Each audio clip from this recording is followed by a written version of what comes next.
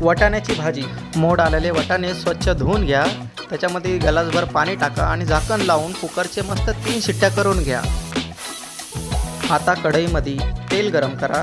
त्याच्यामध्ये मोहरी, जिरे, कढीपत्ता आणि कांदा घालून मस्त फ्राय करून घ्या. त्याच्यामध्ये अद्रक, लसूण आणि हिरवी मिरचीचा पेस्ट करून मिक्स करून घ्या. आता टमॅटो टाका. टमॅटोसुद्धा चांगले मिक्स करून घ्या. आता हळद, गरम मसाला, कांदा लसूण मसाला मिक्स करून घ्या व थोडंसं पाणी घालून चांगलं मिक्स करा.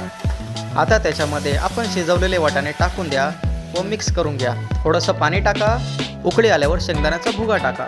पुन्हा एकदा मिक्स करून चवीनुसार मीठ टाका व भाजी चांगली हलवून द्या. 5-10 मिनटं मस्त झाकण ठेवून शिजवून घ्या व आता वरतून कोथिंबीर टाका व टाकलेली कोथिंबीरसुद्धा मिक्स करा. तर मित्रांनो, आपली वाटाण्याची भाजी तयार आहे. तुम्ही सुद्धा घरी नक्की भाजी ट्राय करा.